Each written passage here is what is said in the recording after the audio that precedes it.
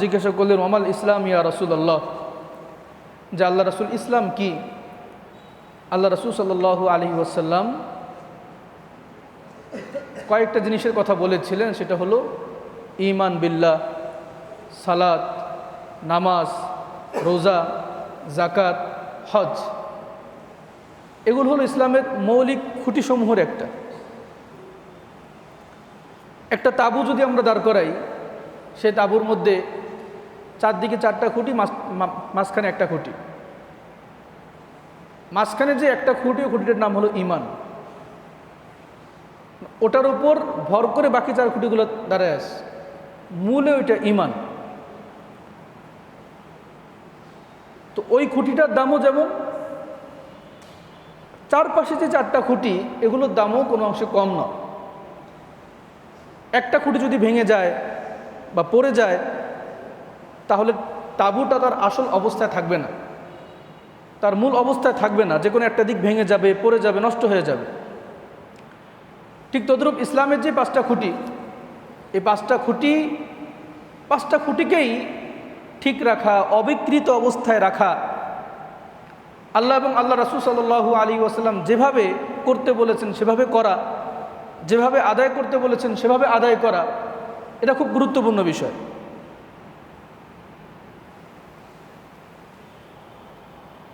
আগামী 2-3 দিন পর থেকেই মোটামুটি হজের ফ্লাইট শুরু হয়ে যাবে। 18 তারিখ থেকেই হজের প্রথম ফ্লাইট শুরু হওয়ার কথা। বাংলাদেশ থেকে হাজী সাহেবরা যাওয়া শুরু করবেন। সারা পৃথিবী থেকেই মানুষরা বাইতুল্লাহর উদ্দেশ্যে রওনা দেওয়া শুরু করবেন।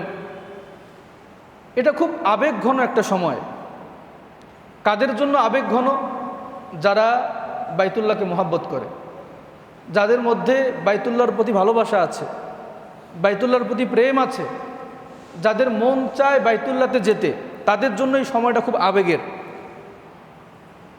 তাদের জন্য এই সময়টা খুব কষ্টের। যে আমার সামনে দিয়ে মানুষ এহরামের কাপড় পরে বাইতুল্লাহ যাচ্ছে, আমার সামনে দিয়ে মানুষ আল্লাহর ঘর দেখতে যাচ্ছেন, আল্লাহ পাক রব্বুল আলামিন তাদেরকে কবুল করেছেন, আমি যেতে পারছি না। এটা খুব কষ্টের। আমরা যখন টঙ্গীতে পড়াশোনা করতাম, ঢাকায় পড়াশোনা করতাম, ওই সময় হজের এই সময়টা আসলে দেখলাম যে মাঝখানে রাস্তা চলার পথে রাস্তা ব্লক করে দিল। হাজি ক্যাম্প থেকে বাস যাচ্ছে, শুভ্র সাদা কাপড় পরিহিত হাজি সাহেবরা যাচ্ছেন, তাদের মুখের মধ্যে তালবিয়া, লাব্বাইক আল্লাহুম্মা লাব্বাইক, লাব্বাইক লা শারীকা লাক লাব্বাইক, ইন্নাল হামদা ওয়ান নি'মাতা লাকা ওয়াল মুলক লা শারীকা লাক। তারা এভাবে সুরের মাধ্যমে তালবিয়া পড়তে পড়তে যাচ্ছেন। সে সময় খুব মন চাচ্ছে, যদি এই কাফেলার মধ্যে আমি শরীক হতে পারতাম, যদি এই শুভ্র সুন্দর কাফেলার মধ্যে আমি থাকতে পারতাম। বাড়িধারা মাদ্রাসা যখন আমরা পড়তাম, ওই সময় মসজিদের বাইরে চত্বরেই বেশিরভাগ সময় নামাজ পড়া হতো। ওই সময় যখন হজের সময় আকাশ দিয়ে কোনো বিমান যেত, তখন মনে হইতো যে হাজি সাহেবরা যাচ্ছেন, মনের মধ্যে একটা আশা কাজ করতো, একটা আকাঙ্ক্ষা কাজ করতো, যদি আমি থাকতে পারতাম এই কাফেলার মধ্যে, যদি আল্লাহর ঘরটা আমি দেখতে পারতাম। যে রাসূল সাল্লাল্লাহু আলাইহি ওয়াসাল্লাম যিনি বলেছেন যে আমার ইন্তেকালের পর আমার কবর জিয়ারত করা জীবিত অবস্থা আমার জিয়ারত করার মতো, সেই কবরটা যদি আমি জিয়ারত করতে পারতাম, সেই রওজার সামনে দাঁড়িয়ে যদি আমি সালাম দিয়ে বলতে পারতাম আসসালাতু ওয়াসসালামু আলাইকা ইয়া রাসূলুল্লাহ, আসসালাতু ওয়াসসালামু আলাইকা ইয়া হাবিবাল্লাহ বলতে পারতাম। মুআজ্জাজ হাজরিন, এই যে আমরা দোয়া করি যেন আল্লাহ পাক রব্বুল আলামিন আমাদের সবাইকে এই শুভ্র সুন্দর কাফেলার মধ্যে আমাদেরকে কবুল করেন, সকলে বলে আল্লাহুম্মা আমিন। মুআজ্জাজ হাজরিন, হজ খুব গুরুত্বপূর্ণ একটি ইবাদত। একই সাথে এটা আল্লাহর বিধান, দ্বিতীয়ত এটা প্রেমের ভালোবাসা প্রকাশের জায়গা। এটা একটা আল্লাহ পাক রব্বুল আলামিন তো বলেছেন ওয়া আতিমুল হজ্জা ওয়াল উমরাতা লিল্লাহ, তোমরা হজ এবং উমরা করো আমার জন্য। হজ এবং উমরা হতে হয় একমাত্র আল্লাহর জন্য। আমরা বিগত সময়ে কয়েক জুমা থেকেই বাইতুল্লাহ নিয়ে, মক্কা মদিনা নিয়ে আলোচনা করেছি। এই সপ্তাহে আমরা আলোচনা করব হজ কবুল হওয়ার জন্য গুরুত্বপূর্ণ কিছু শর্ত, যে শর্তগুলো পূরণ না করতে পারলে কষ্ট হবে আমার দ্বারা, আমাদের হয়তো সফর হবে, ভ্রমণ হবে, কিন্তু হজটা আল্লাহর দরবারে কবুল হবে কিনা এটা একমাত্র আল্লাহই ভালো জানেন। মুআজ্জাজ হাজরিন, হাদিসের মধ্যে হজের অনেক ফজিলতের কথা বলা হয়েছে। আল্লাহ রাসূল সাল্লাল্লাহু আলাইহি ওয়াসাল্লাম তাকে একবার জিজ্ঞাসা করা হলো, আইউল আমালি আফজাল ইয়া রাসূলুল্লাহ, হে আল্লাহ রাসূল, সবচেয়ে উত্তম আমল কি? আল্লাহ রাসূল সাল্লাল্লাহু আলাইহি ওয়াসাল্লাম বললেন, ঈমানুন বিল্লাহি ওয়া রাসূলিহি। এক নম্বরে গুরুত্বপূর্ণ আমল হলো আল্লাহ এবং আল্লাহ রাসূলের প্রতি ঈমান আনা, বিশুদ্ধ বিশ্বাস রাখা আল্লাহ এবং আল্লাহ রাসূলের প্রতি। সাহাবায়ে কেরাম আবার জিজ্ঞাসা করলেন, সুম্মা মাযা ইয়া রাসূলুল্লাহ, আল্লাহ রাসূল এরপরে গুরুত্বপূর্ণ আমল কি? আল্লাহ রাসূল সাল্লাল্লাহু আলাইহি ওয়াসাল্লাম বলেন, জিহাদুন ফি সাবিলিল্লাহ, আল্লাহর রাস্তায় জিহাদ করা। সাহাবায়ে কেরাম জিজ্ঞাসা করলেন, সুম্মা মাযা ইয়া রাসূলুল্লাহ, আল্লাহ রাসূল এরপরে গুরুত্বপূর্ণ আমল কি? আল্লাহ রাসূল সাল্লাল্লাহু আলাইহি ওয়াসাল্লাম বললেন, হাজ্জুন মাবরুর, একটা মকবুল হজ, কবুল হজ। এরপরে আল্লাহর কাছে সবচেয়ে পছন্দনীয় আমল, উত্তম আমল, সেরা আমল। মুআজ্জাজ হাজরিন, রাসূল সাল্লাল্লাহু আলাইহি ওয়াসাল্লাম আরও বলেন, মান হাজ্জা লিল্লাহি ফালাম ইয়ারফুস ওয়ালাম ইয়াফসুক রাজাআ কায়াউমিন ওয়ালাদাতহু উম্মুহু। যে ব্যক্তি আল্লাহর জন্য হজ করলো এবং হজের মধ্যে সে কোনো অশ্লীল কাজ করলো না, কোনো পাপে লিপ্ত হলো না, ঝগড়া ফাসাদ করলো না, আমানতের খেয়ানত করলো না, গীবত করলো না, পরনিন্দা চর্চা করলো না, এই ধরনের দোষের কাজগুলো না করে যে ব্যক্তি হজের সফরটাকে শেষ করতে পারলো, রাজাআ কায়াউমিন ওয়ালাদাতহু উম্মুহু, একজন সদ্যভূমিষ্ঠ সন্তান যেরকম নিষ্পাপ হয়, আল্লাহ পাক রব্বুল আলামিন সেভাবে তাকে নিষ্পাপ করেই ফিরিয়ে নিয়ে আসবেন। সুবহানাল্লাহ। তাহলে কতটা গুরুত্বপূর্ণ একটা আমল নিজের গুনাহ মাফির জন্য। মুআজ্জাজ হাজরিন, আল্লাহ রাসূল সাল্লাল্লাহু আলাইহি ওয়াসাল্লাম তিনি বলেন, জিহাদুল কাবীরি ওয়াস সগীরি ওয়াদ দাঈফি ওয়াল মারআতি আল হজ্জ ওয়াল উমরা। যে একজন বয়োবৃদ্ধ, একজন ছোট মানুষ, একজন দুর্বল মানুষ, একজন নারী, তাদের তো জিহাদে যাওয়ার বিধানটা রুখসত আছে, ছুটি আছে, যে কথার কথা জিহাদের প্রয়োজন শুরু হয়েছে। এই সময় একজন বয়োবৃদ্ধ, তার শরীরে শক্তি নাই, তার জন্য রুখসত আছে, ঠিক আছে তোমার জিহাদে যাওয়া লাগবে না। একজন ছোট, এখনো সাবালক হয়নি, জিহাদ শুরু হয়ে গেছে, তার রুখসত আছে, ছুটি আছে, ঠিক আছে তোমার জিহাদে যাওয়ার প্রয়োজন নাই।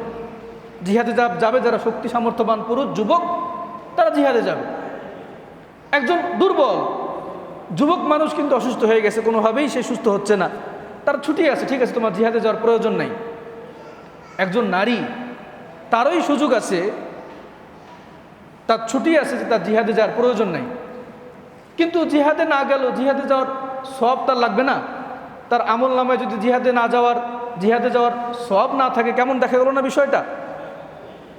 আল্লাহ রাসূল সাল্লাল্লাহু আলাইহি ওয়াসাল্লাম বলছেন, এইরকম একজন বয়োবৃদ্ধ মানুষ, একজন ছোট মানুষ, একজন দুর্বল মানুষ বা একজন নারী, তাদের জিহাদ হলো আল হজ্জ ওয়াল উমরা, হজ এবং উমরা করা। সুবহানাল্লাহ। অর্থাৎ এই বুড়া মানুষ, এই ছোট মানুষ, নারী, তারা যদি হজ করেন, উমরা করেন, আল্লাহ পাক রব্বুল আলামিন তাদের আমল নামায় জিহাদের সওয়াব দিয়ে দেবেন ইনশাআল্লাহ। মুআজ্জাজ হাজরিন, আল্লাহ রাসূল সাল্লাল্লাহু আলাইহি ওয়াসাল্লাম হজ এবং উমরার ফজিলত সম্পর্কে আরও বলেন, তাবিউ বাইনাল হজ্জি ওয়াল উমরাহ, তোমরা বারবার হজ এবং উমরা করো। কি করো? বারবার হজ এবং উমরা করো। দেখেন, হজ একটা মানুষের জন্য জীবনে একবারই ফরজ, সামর্থ্যবান হওয়া শর্ত। কিন্তু আল্লাহ রাসূল সাল্লাল্লাহু আলাইহি ওয়াসাল্লাম বলছেন, তাবিউ বাইনাল হজ্জি ওয়াল উমরা, তোমরা বারবার হজ করো, উমরা করো। তো এখানে একটা বিষয়, সেটা হলো যাদের সামর্থ্য আছে তাদের একাধিকবার হজ উমরা করার সুযোগও আছে। আমরা অনেক সময় বলি, টাকা থাকলে কি বারবার হজ করা লাগে? তার যদি আল্লাহ পাক রব্বুল আলামিন সেই সামর্থ্য দেন আর তিনি করেন, তাহলে আমাদের অসুবিধা কোথায়? যেখানে ইসলামেই আগ্রহ দেওয়া হয়েছে, উৎসাহ দেওয়া হয়েছে, সে বারবার করবে। এটা এই রিমোটটা আপনার কাছে রাখেন, আবার কারেন্ট যেতে পারে, পকেটে রাখেন। আচ্ছা, তো বিষয় হলো এটা, ইসলামের মেজাজ হলো কারো সামর্থ্য থাকলে সে একাধিকবার হজ করবে। একবারই ফরজ, সামর্থ্য থাকলে সে একাধিকবার করবে, উৎসাহ দেওয়া হয়েছে, নিষেধ করা হয় নাই। তার সামর্থ্য থাকলে সে একাধিকবার ওমরা করবে, তাকে নিষেধ করা হয় নাই। আল্লাহ পাক রব্বুল আলামিন যাকে একাধিকবার হজ করার সামর্থ্য দেন তাকে অন্য অন্য সামাজিক কাজ করারও সামর্থ্য দেন। এমন না যে একাধিকবার হজ করার কারণে অন্য অন্য সামাজিক কার্যক্রম করা যাবে না বা সে একদম ফকির হয়ে যাবে, বিষয়টা এমন নয়। কোরবানির সময় এলে আমাদের দেশে অনেকে বলা শুরু করেন, কোরবানি না করে যদি কোরবানির টাকাটা গরিব দুঃখীদের দিয়ে দিতাম কত ভালো হইতো। কেন ভাই? কোরবানি করা তো আল্লাহর বিধান, কোরবানি তো করতেই হবে। যে ব্যক্তির কোরবানি করার সামর্থ্য আছে সে 10-12টা গরিব মিসকিনকে খাওয়ানোর সামর্থ্য তার আছে।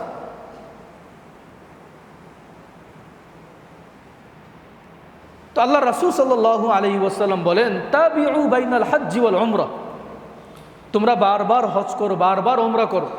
কেন? ফাইন্নাহুমা ইয়ানফিয়ানিল ফাকরা ওয়া যুনুবা কামা ইয়ানফিল কিরু খাবসাল হাদিদি ওয়া যাহাবি। যে একজন কামারের দোকানে যখন লোহাকে আগুন দিয়ে জ্বালায়, তখন আগুন দিয়ে জ্বালানোর কারণে সে লোহার মধ্যে যত মরিচা আছে, জং আছে, সব চলে যায় না? আল্লাহ রাসূল সাল্লাল্লাহু আলাইহি ওয়াসাল্লাম এভাবে উদাহরণ দিয়ে বলছেন, একজন কামারের হাপড় যেভাবে লোহার মরিচাকে দূর করে দেয়, একজন মানুষের বারবার হজ এবং বারবার উমরা তার জীবন থেকে গুনাহ এবং দারিদ্রতাকে সেভাবে দূর করে দেয়। সুবহানাল্লাহ, দূর করে দেয় সেভাবে। আল্লাহ রাসূল সাল্লাল্লাহু আলাইহি ওয়াসাল্লাম তো বলছেন, আল উমরাতু ইলাল উমরাতি কাফফারাতুন লিমা বাইনাহুমা। এক উমরা থেকে আরেক উমরার মাঝখানে যে সময়, এই এক উমরা করেছে আরেক উমরা করছে, মাঝখানে এই সময়টুকু দ্বিতীয় উমরার কারণে আল্লাহ পাক রব্বুল আলামিন তার জন্য কাফফারা হিসেবে সাব্যস্ত করলেন। সুবহানাল্লাহ। হজ এবং উমরা কতটা গুরুত্বপূর্ণ আমল মুআজ্জাজ হাজরিন। আল্লাহ রাসূল সাল্লাল্লাহু আলাইহি ওয়াসাল্লাম বলেন, আইয়ুহান নাস, হে লোক সকল, কদ ফরাজাল্লাহু আলাইকুমুল হাজ্জা ফাহুজ্জু। আল্লাহ পাক রব্বুল আলামিন তোমাদের জন্য হজকে ফরজ করেছেন, তোমরা হজ করো। ফাকাল রাজুলুন, আল্লাহ রাসূল সাল্লাল্লাহু আলাইহি ওয়াসাল্লাম বলেন, আকুল্লু আম ইয়া রাসূলুল্লাহ, আল্লাহ রাসূল প্রত্যেক বছরই কি আমরা হজ করব? তা আল্লাহ রাসূল চুপ ছিলেন। আবার সেই সাহাবী জিজ্ঞাসা করলেন, আল্লাহ রাসূল প্রত্যেক বছরই কি করব? নবীজি আবার চুপ ছিলেন। ওই সাহাবী আবার জিজ্ঞাসা করছেন, নাছরবান্দা, যে আল্লাহ রাসূল প্রতি বছরই করব? নবীজি আবার চুপ। এরপর বললেন, দেখো আমি যদি হ্যাঁ বলতাম তাহলে তোমাদের উপর ফরজ হয়ে যেত প্রত্যেক বছরই করা। আমি হ্যাঁ বললাম না, তো প্রতি বছর হজ করা উমরা করা ফরজ নয়, হজ করা ফরজ নয়, কিন্তু রাসূল সাল্লাল্লাহু আলাইহি ওয়াসাল্লাম নাও করলেন না, মানে উৎসাহ দেন সামর্থ্য থাকলে করতে পারো, করতে পারো। এই বারবার হজ করা উমরা করা স্বাভাবিক কোনো বিষয় না। যার দিলের মধ্যে বাইতুল্লাহর প্রতি খুব মহব্বত আছে, যার দিলের মধ্যে হজের প্রতি মহব্বত আছে, তার পক্ষেই সম্ভব বারবার ৬-৭ লাখ টাকা খরচ করে হজ করা উমরা করা। যাই হোক, অতবার না হোক, অন্তত আমরা যারা সামর্থ্যবান আছি এতটুকু তামান্না আমাদের থাকা দরকার যেন আল্লাহ পাক রব্বুল আলামিন একবার হলো আমাদের যাওয়ার তৌফিক দান করেন। এতটুকু তামান্না থাকা দরকার, এতটুকু আশা আকাঙ্ক্ষা থাকা দরকার আমাদের দিলের মধ্যে। এতটুকু আশাই যদি না থাকে যে বাইতুল্লাহ দেখব, তাহলে তো ভাই কেমন হয়ে গেল বিষয়টা। এই গতকালকে না পরশুদিন এক মুরব্বী মানুষ, আমি মোটরসাইকেল ঠিক করতে গেছি একটা দোকানের মধ্যে। বিগত 2-1 বছর তো আলহামদুলিল্লাহ আল্লাহ পাক রব্বুল আলামিন আপনাদের দোয়ায় কিছু বাইতুল্লাহর মুসাফিরকে নিয়ে যাওয়ার সুযোগ দিয়েছেন আল্লাহ পাক রব্বুল আলামিন। তাদেরকে নিয়ে গিয়েছিলাম। এক কথা তাদের ওসিলায় আল্লাহ পাক রব্বুল আলামিন আমাকে কবুল করেছিলেন, তাদের খেদমতে আমাকে কবুল করেছিলেন। তো আমাকে দেখিয়ে উনি বলছেন, এই যে হুজুরের সাথে সামনে হজে যান বা উমরায় যান। তো উনি বললেন যে এই টাকা পয়সা এত খরচ করার দরকার আছে, টাকা পয়সা আরও কমুক তারপর যাব। তা আমাকে আবার ওই মোটরসাইকেলের মেকানিক বললেন যে না, টাকা পয়সার অভাব নেই আসলে, কিন্তু ওখানে গেলে টাকা নষ্ট হবে, টাকা খরচ হবে। ওই টাকার মায়ায় উনি ওখানে যেতে চাচ্ছেন না। এগুলো আসলে খুব দুঃখজনক বিষয় যে একজন মানুষ বয়স প্রায় 70+ হয়ে যাবে, এখনও যদি টাকার ভালোবাসার উপর বাইতুল্লাহর ভালোবাসা প্রাধান্য না পায়, এখনও যদি টাকার ভালোবাসার উপর হজের মহব্বতকে প্রাধান্য না দেওয়া হয়, জীবন প্রদীপ কখন নিভে যায় তার কোনো গ্যারান্টি নাই। এর চেয়ে দুঃখজনক আর কিছু হতে পারে না মুআজ্জাজ হাজিরিন। এজন্য বাইতুল্লাহর প্রতি, হজের প্রতি মহব্বত থাকা দরকার। সবচেয়ে বড় বিষয়, আল্লাহ পাকের কাছে দোয়া করতে করতে কবুল করা দরকার। অনেক টাকাওয়ালা লোক আছে যে আল্লাহ পাক রব্বুল আলামিন তাদেরকে যাওয়ার তৌফিক দেন না। আবার অনেক টাকা পয়সা কিচ্ছু নাই, তারপরেও আল্লাহ পাক রব্বুল আলামিন তাকে বাইতুল্লাহ যাওয়ার তৌফিক দিচ্ছেন। ইতিহাসে, আমাদের নিকট অতীতে, আমাদের অনেকের জীবনে এমন অনেক ঘটনা আছে, তার যাওয়ার আসলে সামর্থ্য নাই, কিন্তু আল্লাহ পাক রব্বুল আলামিন তাকে কোনো না কোনোভাবে নিয়ে যাচ্ছেন। এটা সৌভাগ্যের বিষয়। যেই খানায় কাবা আল্লাহর নবীরা দেখেছেন, যেই খানায় কাবা আল্লাহর রাসূল তাওয়াফ করেছেন, সেই খানায় কাবা আমার এই পাপী চোখ দিয়ে দেখতে পারবো, হচ্ছে সৌভাগ্যের কি আছে? এত সৌভাগ্যের আর কি হতে পারে? মুআজ্জাজ হাজিরিন, যারা এই বছর হজে যাচ্ছেন তারা বড় সৌভাগ্যবান। আমরা দোয়া করি যেন আল্লাহ পাক রব্বুল আলামিন তাদেরকে নির্বিঘ্নে হজের যাবতীয় কার্যক্রম সুষ্ঠুভাবে আদায় করার তৌফিক দান করেন। আল্লাহ যেন তাদেরকে সেভাবেই হজ করার তৌফিক দান করেন যেভাবে হজ করেছেন আল্লাহ রাসূল সাল্লাল্লাহু আলাইহি ওয়াসাল্লাম এবং সাহাবায়ে কেরাম রাদিয়াল্লাহু তাআলা আনহুম আজমাইন। হজ একটা কষ্টসাধ্য ইবাদত, যেই কারণে হজটাকে জিহাদের সাথে তুলনা করা হয়েছে। আমরা সালাত আদায় করি, নামাজ পড়ি, রোজা রাখি। এই নামাজ, রোজা এগুলো আদায় করার জন্য কিছু নিয়ম আছে, এগুলো কবুল হওয়ার জন্য কিছু নিয়ম আছে। নিয়মের বাইরে গিয়ে আদায় করলে এগুলো আল্লাহর দরবারে কবুল হয় না। ঠিক তদ্রূপ মুআজ্জাজ হাজিরিন, হজ কবুল হওয়ার জন্য কিছু শর্ত আছে। সেই শর্তগুলো পূরণ করা ছাড়া শুধু কষ্টই করা হয়, কিন্তু এই হজ আল্লাহর দরবারে কবুল হয় না। উলামায়ে কেরাম হাদিস কোরআন গবেষণা করে কয়েকটা শর্তের কথা বলেছেন, যারা অবশ্যই হজ করতে যাব এবং যাদের দিলের মধ্যে হজের তামান্না আছে, আমাদের প্রত্যেকেরই এই বিষয়গুলো মাথায় রাখা দরকার, যেন আল্লাহ পাক রব্বুল আলামিন শর্ত অনুযায়ী আমাদেরকে হজ করার তৌফিক দান করেন। মুআজ্জাজ হাজিরিন, হজ কবুল হওয়ার জন্য অন্যতম এবং প্রধান শর্ত হলো বিশুদ্ধ নিয়ত। নিয়তটাকে সহি করা। আল্লাহ রাসূল সাল্লাল্লাহু আলাইহি ওয়াসাল্লাম বলেছেন, ইন্নামাল আমালু বিন্নিয়াত, বান্দার আমলের প্রতিদানটাই নির্ভর করবে তার নিয়তের উপর। এই হাদিস এতটুকু আমরা জানি। এই হাদিসের এই বাকি অংশে আল্লাহ রাসূল সাল্লাল্লাহু আলাইহি ওয়াসাল্লাম বলছেন, ফামান কানাত হিজরাতুহু লিল্লাহি ওয়া রাসূলিহি ফাহিজরাতুহু লিল্লাহি ওয়া রাসূলিহি ওয়া মান কানাত হিজরাতুহু ইলা দুনিয়া আও ইমরাআতুন ইউযাওয়িজুহা ফাহিজরাতুহু ইলা মা হাজারা ইলাইহি। অনেক সাহাবী তারা হিজরত করেছেন আল্লাহ এবং আল্লাহ রাসূলের জন্য। তো একজন ব্যক্তি তিনি হিজরত করেছেন, তিনি যে নারীকে মহব্বত করতেন সেই নারী চলে গেছে মদিনায়। ওই নারীর জন্য তিনি হিজরত করে মদিনায় চলে গেছে। আল্লাহ রাসূল সাল্লাল্লাহু আলাইহি ওয়াসাল্লাম সাহাবায়ে কেরামকে উদ্দেশ্য করে বললেন, মানুষের আমলের প্রতিদানটা নির্ভর করবে তার নিয়তের উপর। যে ব্যক্তি হিজরত করে মক্কা থেকে মদিনায় এসেছে আল্লাহ এবং আল্লাহ রাসূলের জন্য, তার হিজরতটা এবং আল্লাহ এবং আল্লাহ রাসূলের জন্যই গণ্য হবে। আর যে হিজরত করেছে দুনিয়ার জন্য অথবা কোনো নারীকে বিবাহ করার জন্য, তার হিজরতটা ওই নিয়তের জন্যই গণ্য হবে। ঠিক তদ্রূপ আমরা যে বাইতুল্লাহ যাব, কেন যাব? নিয়তটাকে সহি করা দরকার, নিয়তটাকে বিশুদ্ধ করা দরকার।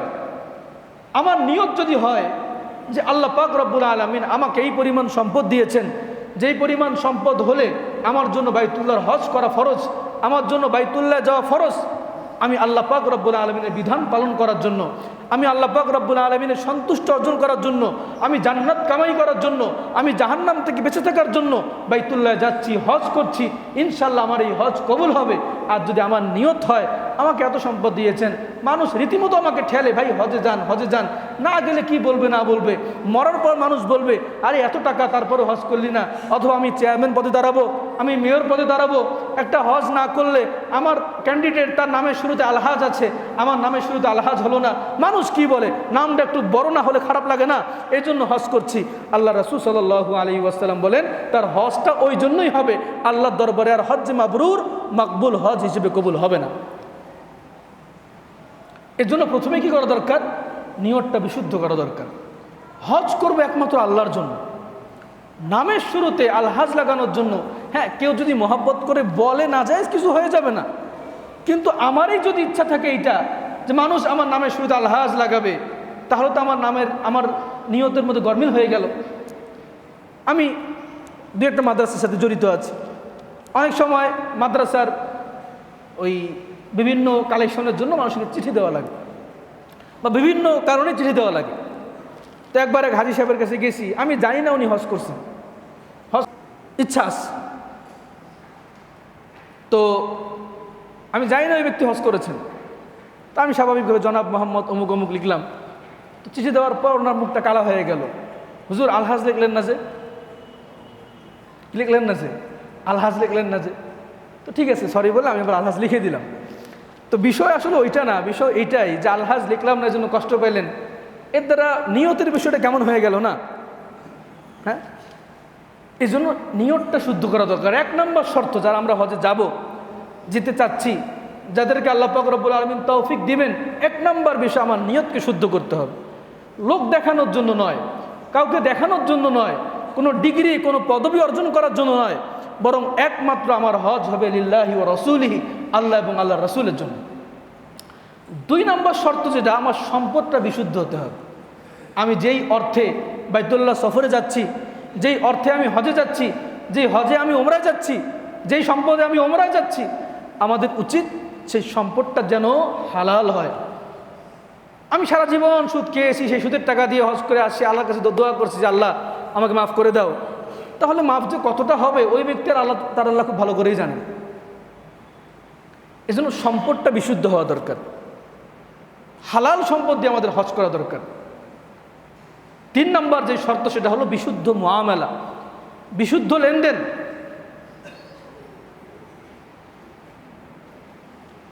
আমার অনেককে ঠকিয়েছি আমি, কথার কথা। এই মানুষের হকগুলো পুরো না করে আমি বাইতুল্লাহ গেলাম, আর কাবা শরীফ ধরে দোয়া করলাম যে আল্লাহ আমাকে মাফ করে দাও। আল্লাহ যদিও তার হক ছাড়তে পারেন, কিন্তু বান্দার হক তো আল্লাহ তাআলা ছাড়বেন না। বান্দার হক তো আল্লাহ তাআলা ছাড়েন না। আমি যদি কারো জীবনে 1 টাকা মেরে খাই আর সারা জীবন সিজদা দিতে দিতে কপালে দাগ ফেলে দেই, আল্লাহ পাক রব্বুল আলামিন তার যে হকগুলো সেগুলো মাফ করবেন, কিন্তু ওই বান্দার 1 টাকার হক আল্লাহ পাক রব্বুল আলামিন কখনো মাফ করবেন না। আমাদের লেনদেনগুলো স্বচ্ছ হওয়া দরকার, আমাদের পারস্পরিক মুআমালাগুলো স্বচ্ছ হওয়া দরকার। এটা যেমন হজের বাইরেও দরকার, হজের ভেতরেও এটা আমার দরকার। হজের মধ্যেই অনেক লেনদেন করতে হয়, মানুষের সাথে পারস্পরিক আচার আচরণ করতে হয়, কথা বলতে হয়। আমরা যারা হজে যাচ্ছি, হজের সফরে আমরা যারা বের হব, আমাদের টাকা পয়সা লেনদেন সহ পারস্পরিক আচার আচরণ এগুলো সব বিশুদ্ধ হওয়া দরকার, সঠিক হওয়া দরকার। যদি আমাদের লেনদেন অশুদ্ধ হয়, যদি আমাদের কথাবার্তা অশুদ্ধ হয়, তাহলে কিন্তু আল্লাহ পাক রব্বুল আলামিন আমাদের হজকে কবুল করবেন না। মুআজ্জাজ হাজিরিন, 4 নম্বর যে শর্ত, সেটা হলো বিশুদ্ধ আমল। হজের মধ্যে যে আমলগুলো, এই আমলগুলো বিশুদ্ধ করা দরকার। আমরা সালাত আদায় করছি, আমরা নামাজ পড়ছি, আমাদের নামাজের আমলগুলো যদি বিশুদ্ধ না হয়, আমার যদি কেরাতে ভুল হয়, কথার কথা এমন ভুল যেই ভুলের কারণে অর্থই চেঞ্জ হয়ে যায়, আমার নামাজ হবে? হবে না। আমি সেজদা 2টার জায়গায় 1টা দিলাম, নামাজ হবে? হবে না। আমি রুকু করলাম না, রুকু না করেই চলে গেলাম, আমার নামাজ হবে? হবে না।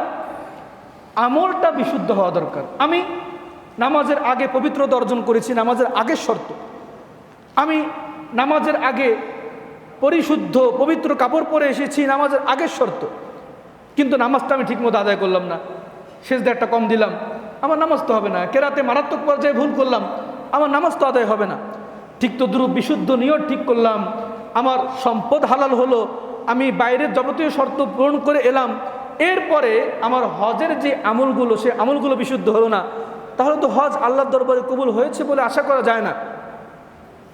এজন্য হজের আমলগুলো বিশুদ্ধ করা। হজের আমলগুলো বিশুদ্ধ হওয়ার জন্য একটা আনুষাঙ্গিক এবং গুরুত্বপূর্ণ শর্ত হলো সঠিক সময়ে হজ করা, সঠিক বয়সে হজ করা। এটা খুব গুরুত্বপূর্ণ একটা শর্ত। কেন? আমি আমার অভিজ্ঞতা থেকে দেখেছি, এমন অনেক মানুষ যারা বুড়ো বয়সে হজে যান, হজে সফরে যান, ওমরা সফরে যান। আমাদের গত সফরের আগের সফরে এক ভাই তার চাচাকে নিয়ে ওমরায় গেছেন। শুধু ওই মুরব্বী তো হাঁটতে পারেন না ঠিক মতো, তো অনেক সময় ওই যে কিছু লোক পাওয়া যায়, ছেলে পেলে পাওয়া যায়, যারা 200 রিয়াল 250 রিয়ালের বিনিময়ে হুইল চেয়ারের মধ্যে ওমরা করিয়ে নিয়ে এসে রেখে যান। তো বাস একটা ছেলেকে পাওয়া গেল। ওরাই যখন বাস দাঁড়ায় ওরাই এসে বলে যে ভাই হুইল চেয়ার লাগবে, হুইল চেয়ার লাগবে, কাউকে ওমরা করাইতে হবে, কাউকে হজ করাইতে হবে। তো বাস একটা লোক দেখে তাকে দায়িত্ব দেওয়া হলো। ওই লোক বাস আমরা আমাদের মতো চলে গেলাম ওমরা করতে। ওই লোক তাকে এখন ওমরা করিয়ে হোটেলে এসে রেখে গেল। বাকি মক্কায় যে কয়দিন ছিলাম ওই ব্যক্তি হোটেলেই শুয়ে আসে। চাচাকে কষ্ট করে আর কত নিয়ে যাবে? অনেক সময় যে ভিড় হয় ওই ভিড়ের মধ্যে চাচাকে নিয়ে খানায় কাবার কাছাকাছি গেলেও ওই যুবক বিপদে পড়বে, মুরব্বী পড়বে বিপদের মধ্যে। এটা তো আসলে হলো না, কেমন হয়ে গেল বিষয়টা। আরও দুঃখজনক বাস্তবতা হলো, তো ওই মুরব্বী অচল হলেও একটু হুঁশ জ্ঞান আছে। তো উনি বললেন যে বাবা আমাকে তো তাওয়াফ মনে হয় 60টা করাই নেই। সবাই তো আর ভালো মানুষ না, কিছু মানুষ আছে তাদের মধ্যে আমানতদারিতা নাই, খেয়ানত করে।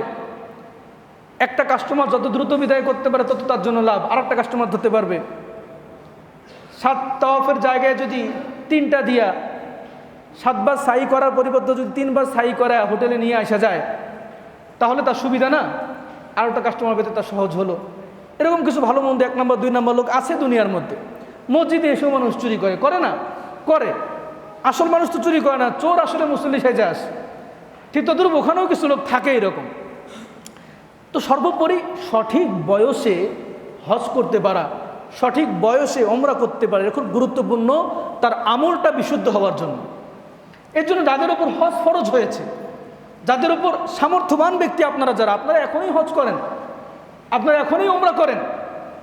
হায়াত মৌতের মালিক তো আল্লাহ পাক রব্বুল আলামিন। আমরা কেউ জানি না আমরা কে কখন মারা যাব, অথচ আল্লাহ রাসূল সাল্লাল্লাহু আলাইহি ওয়াসাল্লাম বলেন যার উপর হজ ফরজ হয়েছে সে হজ করছে না, সে ব্যক্তি ইহুদি হয়ে মারা যাক বা খ্রিস্টান হয়ে মারা যাক, আমার কিচ্ছু যায় আসে না, নাউজুবিল্লাহ। যার উপর হজ ফরজ হয়েছে সে যদি ইচ্ছাকৃতভাবে হজটাকে বিলম্বিত করে এর জন্য গুনাহ হয়। কোন ইমাম বলেন তার হায়াতে যদি সেই হজ করে হয়তো গুনাহটা মাফ হয়ে যাবে। আবার অনেক ইমাম বলেন সে যদি পরবর্তীতে হজ করেও সে আগে কেন বিলম্ব করলো এই গুনাহ মাফ হবে না। কতটা গুরুত্বপূর্ণ বিষয়। কোন ইমাম বলেন দেরি করার পর সে যদি পরবর্তী সময় হজ করে নেয় তার গুনাহটা মাফ হবে। আবার অনেক ইমাম এটাও বলেন সে দেরি করলো কেন, এই দেরি করা গুনাহ মাফ হবে না, এই জন্য তো কাল কিয়ামতের দিন আল্লাহ দরবারে তাকে জবাবদিহিতা করতে হবে। আরেকটা আমল বিশুদ্ধ হওয়ার জন্য শর্ত হলো হজের পূর্ণ প্রস্তুতি নেওয়া, হজের ট্রেনিং করা, হজ সম্পর্কে প্রয়োজনীয় প্রস্তুতি গ্রহণ করা, মানুষের সাথে কথা বলা, বই পড়া, বিভিন্নভাবে হজ কিভাবে করতে হয় তা শেখা। আমি যদি নামাজ পড়ি, সালাত আদায় করি, আমি প্রশিক্ষণ নেব কি নেব না? নেব। আমি ইমাম সাহেবের কাছে যাব, তার পেছনে নামাজ পড়বো, আমি দেখব, শুনবো, বইপত্র পড়বো, বারবার কিছু দোয়া আছে, দরুদ আছে, আত্তাহিয়াত আছে, এগুলো মুখস্থ করবো, সূরা ফাতিহা মুখস্থ করার চেষ্টা করবো না এগুলো আমরা? তো যারা হজ করব বা হজ করেছি বা করতে যাচ্ছি, নিয়ত আছে, আমাদের উচিত হজের পূর্ণ প্রশিক্ষণ নেওয়া, ট্রেনিং নেওয়া। এখন তো হজ সম্পর্কে জানার অনেক সোর্স পাওয়া যায়। মোবাইল একটা হাতের মধ্যে আছে, মোবাইলে যদি আপনি দেখেন যে হজ কীভাবে করতে হয়, অনেক ডিরেকশন আপনারা পাবেন, অনেক গাইডেন্স আপনারা পাবেন। এই সংক্রান্ত প্রস্তুতি আমাদের থাকা দরকার। মুআজ্জাজ হাজরিন, হজ আমি শুরুতেই বলেছি একটা প্রেমের ইবাদত, একটা ভালোবাসার ইবাদত। যদি বাইতুল্লাহর প্রতি আমাদের মোহাব্বত না থাকে, যদি বাইতুল্লাহর প্রতি আমাদের ভালোবাসা না থাকে, তাহলে হজের যে মজা সেই মজা আমরা পাবো না। যাদের আমাদের টাকা আছে, পয়সা আছে, আমরা যাব, বিমানে উঠব, একটা স্থাপনা দেখব, কয়েকটা স্থাপনা দেখব, চলে আসবো, বাস। কিন্তু হজের যে মজা, সে প্রকৃত মজা আমাদের পক্ষে পাওয়া সম্ভব নয়। মুআজ্জাজ হাজরিন, মজনু খুব চমৎকার বলেছেন, আমরু আলা দিয়ারি দিয়ারি লাইলা ওয়া উকাব্বিলু দাল জিদারা ওমা হুব্বুদ দিয়ারি শাগাফনা ফি কলবি ওয়ালাকিন হুব্বু মান সাকানাদ দিয়ারা। লায়লার অলিতে গলিতে কত মানুষ আসে যায়, কিন্তু বলো বন্ধু, কে পায় লায়লার ঘ্রাণ? মজনু শুধু লায়লার অলিতে গলিতে ঘুরে বেড়ায়, এই দেয়ালে একবার চুমু খায়, ওই দেয়ালে একবার চুমু খায়। তো মানুষ বলে পাগল হয়ে গেছো নাকি, কি অবস্থা? খালি এই দেয়ালে চুমু খাও, ওই দেয়ালে চুমু খাও। দেয়াল কি করলো তোমার? দেয়ালের প্রেমে কেন তুমি মজলা? মজনু বলে আমুররু আলা দিয়ারি দিয়ারি লায়লা, হায় আমি তো লায়লা যেই এলাকায় বসবাস করত, যেই পথ দিয়ে হাঁটতো, সেই পথে আমি ঘুরে বেড়াই। ওয়া উকাব্বিলু দাল জিদারা, আমি এই দেয়ালে একবার চুমু খাই, ওই দেয়ালে একবার চুমু খাই। আমা হুব্বুদ দিয়ারি শাগাফনা ফি কলবি, আরে দেয়ালের ভালোবাসা আমার হৃদয়কে আচ্ছন্ন করে নাই। ওয়ালাকিন হুব্বু মান সাকানা দিয়ারা, যেই দেয়ালের মধ্যে হেঁটে যেত, যেই দেয়ালের পাশ ধরে হেঁটে যেত, যে এলাকায় বসবাস করত, তার ভালোবাসায় আমি এই দেয়ালে চুমু খাই। হায়, তার ওড়না একবার এই দেয়ালে লেগেছে, তার ঘ্রাণ এই দেয়ালে লেগেছে, আমি তার ভালোবাসায় মূলত এই দেয়ালের মধ্যে চুমু খাই। ওমর রাদিয়াল্লাহু তাআলা আনহু তিনি হাজরা আসওয়াদে চুমু খেতেন, তিনি বাইতুল্লাহকে ধরে চুমু খেতেন আর বলতেন, হাজরা আসওয়াদ, আমি তোমার ভালোবাসায় বাইতুল্লাহকে চুমু খাচ্ছি না, তোমার ভালোবাসায় হাজরা আসওয়াদকে চুমু খাচ্ছি না, আমি তো তোমাকে চুমু খাচ্ছি এই জন্য যে তোমাকে চুমু খেয়েছেন আমার রাসূল মুহাম্মদ আরবি সাল্লাল্লাহু আলাইহি ওয়াসাল্লাম। যেই ঠোঁট তোমাকে স্পর্শ করেছে, সেই তোমাকে আমি স্পর্শ করছি। কেন? যেই ঠোঁট তোমাকে স্পর্শ করেছে ওই জায়গায় যেন আমার ঠোঁটটাও লেগে যায়। সুবহানাল্লাহ। আব্দুল্লাহ ইবনে আব্বাস যখন হজের সফরে যেতেন, তার ঘোড়াকে একবার এদিক নিতেন, আর একবার ওদিক নিতেন, আর একবার এদিক নিতেন। তার সাথীরা জিজ্ঞাসা করেছেন, কি ব্যাপার, আপনি একবার ঘোড়াকে এদিক নিচ্ছেন, আর একবার ঘোড়াকে এদিক নিচ্ছেন, কারণটা কি? উনি বললেন, আরে এই পথ ধরে তো রাসূল হেঁটেছিলেন, এই পথ ধরে তো রাসূল গিয়েছিলেন, আমি একবার এদিকে যাচ্ছি, আর একবার এদিকে যাচ্ছি।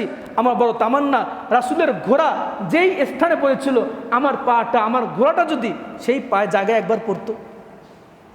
একটা মহাব্বত, একটা ভালোবাসা। এই মহাব্বত এবং এই ভালোবাসা দিলের মধ্যে বদ্ধমূল করে যেতে না পারলে আমরা আসলে হজের মজা পাবো না, হজের মজা পাবো না। মুআজ্জাজ হাজিরিন, এজন্য বাইতুল্লাহ নিয়ে পড়া দরকার। বাইতুল্লাহ যারা গিয়েছেন তাদের সফরনামাগুলো, তাদের সফরের অভিজ্ঞতাগুলো আমাদের জানা দরকার, পড়া দরকার। আমাদের দিলের মধ্যে বাইতুল্লাহর প্রতি পূর্ণ আজমত, পূর্ণ ভালোবাসা, আল্লাহ রাসূল সাল্লাল্লাহু আলাইহি ওয়াসাল্লামের প্রতি পূর্ণ আজমত, পূর্ণ ভালোবাসা নিয়েই আমাদের বাইতুল্লাহ সফরে যাওয়া দরকার। মুআজ্জাজ হাজিরিন, আল্লাহ পাক রব্বুল আলামিন আমাদের সকলকে বাইতুল্লাহ যাওয়ার তৌফিক দান করেন। সকলেই বলে আল্লাহুম্মা আমিন। আমাদের সকলকে কাফনের সাদা কাপড় গায়ে জড়ানোর পূর্বে একবার হলেও এহরামের সাদা কাপড় গায়ে জড়ানোর তৌফিক দান করেন। সকলেই বলে আল্লাহুম্মা আমিন। মুআজ্জাজ হাজিরিন, বাইতুল্লাহর মহব্বত নিয়ে, বাইতুল্লাহর মুসাফির হয়ে, বাইতুল্লাহর প্রেমিক হয়ে আমাদেরকে বাইতুল্লাহ জিয়ারতের তৌফিক দান করেন। শুধু নাম সর্বস্ব সফর যেন না হয়, আল্লাহ পাক রব্বুল আলামিন সেই তৌফিক আমাদেরকে দান করেন। মুআজ্জাজ হাজিরিন, যারা বাইতুল্লাহ যাবেন বা আমাদের এলাকায় যারা যাচ্ছেন, আমি প্রতি বছর এই কথাটা বলি আপনাদেরকে যে আমাদের করণীয় একটা জিনিস আছে। যারা বাইতুল্লাহ যাচ্ছেন, আমাদের পাড়া প্রতিবেশী অনেকে যাচ্ছেন না, অনেকে যাচ্ছেন, তো তারা যেটা করেন আর আমরা যেটা করি না সেটা কি? যারা এবছর হজে যাবেন তারা যেটা করেন, মোটামুটি এলাকার সবাইকে দাওয়াত দিয়ে খাওয়ান, আর আমরাও আলহামদুলিল্লাহ দাওয়াত কবুল করে খাই। দাওয়াত দিয়েছেন, দাওয়াত কবুল করা তো সুন্নত, তাই না? দাওয়াত দেওয়া সুন্নত, কবুল করা বড় ওয়াজিবও বলে অনেকে। হ্যাঁ, এটা ঠিক আছে। আল্লাহ রাসূল সাল্লাল্লাহু আলাইহি ওয়াসাল্লাম বলেছেন, কেউ যদি দাওয়াত দেয় তোমরা দাওয়াত কি করো? কবুল করো। কবুল করতে হয়। এরপর যদি কোনো সমস্যা থাকে তাকে বলে দাও যে ভাই আমার এই সমস্যা, আমি দাওয়াত কবুল করলাম কিন্তু আমি যেই খাইতে পারবো না, আমি রোজা আছি বা আমার এই সমস্যা, আমার এই প্রয়োজন আছে। তো কেউ দাওয়াত দিলে মুখের ওপর না করা উচিত না, ভাই আমি যেতে পারবো না, ভাই আমি দাওয়াত কবুল করলাম কিন্তু আমার এই সমস্যা, আমি যেতে পারবো না। এটা আদব, এটা শিষ্টাচার। তো যারা যাবেন তারা তো মানুষকে খাওয়াচ্ছেন, ঠিক আছে, না জায়েজ কিছু না। তবে এটাকে রসুম বানানো ঠিক না, এটাকে রেওয়াজ বানানো ঠিক না যে বাইতুল্লাহ গেলেই মানুষকে খাওয়াতে হবে। না, আপনি যদি কাউকে খাওয়াইয়া যেতে না পারেন, আপনার সওয়াবের মধ্যে বিন্দু পরিমাণ ঘাটতি হবে না। আপনার আমলের মধ্যে বিন্দু পরিমাণ ঘাটতি হবে না, বরং আমরা যারা যাইতে পারছি না, সাধারণ মানুষ আছি, আমাদের জন্য উচিত হলো যারা যাচ্ছে তাদেরকে খাওয়ানো। আমাদের জন্য উচিত এটা, তাদেরকে খাওয়ানো, তাদেরকে হাতে একটা টাকা দেওয়া, যে ভাই বাইতুল্লাহ সফরে যাচ্ছেন, আপনি এটা খরচ করেন, আমার জন্য দোয়া করিয়েন, তার কাছে দোয়া নেওয়া আমাদের জন্য কর্তব্য এটা। আব্দুল্লাহ ইবনে মুবারক রাহিমাহুল্লাহ, সময় অনেক হয়ে যাচ্ছে, আব্দুল্লাহ মুবারক রাহিমাহুল্লাহ তিনি এই কাজটা করতেন। তিনি তার আল্লাহ পাক রব্বুল আলামিন তাকে সেই সামর্থ্য দিয়েছিলেন, তিনি নিজ খরচে মানুষকে হজ করাতেন, হজ করে আসার পর আবার মানুষকে খাওয়াতেন। এই জন্য যারা হজে যাবেন তাদের খাওয়ার আশায় বসে না থেকে আমরা চেষ্টা করব যারা হজে যাচ্ছেন তাদেরকে দাওয়াত করে একবেলা খাওয়ানোর জন্য, তাদের হাতে কিছু পয়সা করে দেওয়ার জন্য, যে ভাই আল্লাহ রাস্তায় যাচ্ছেন, এটা খরচ করেন, আমার জন্য দোয়া করেন। করবো তো ইনশাআল্লাহ ভাই। আল্লাহ পাক রব্বুল আলামিন আজকে যতটুকু আলোচনা করা হলো, আল্লাহ পাক রব্বুল আলামিন মানার তৌফিক দান করেন, আমাদের সকলকে বাইতুল্লাহর হজের জন্য কবুল করেন। সকলে আল্লাহুম্মা আমিন। ওয়া আখিরু দাওয়ানা আলহামদুলিল্লাহি রাব্বিল আলামিন। যারা কবলা জুমা সুন্নাত পড়েন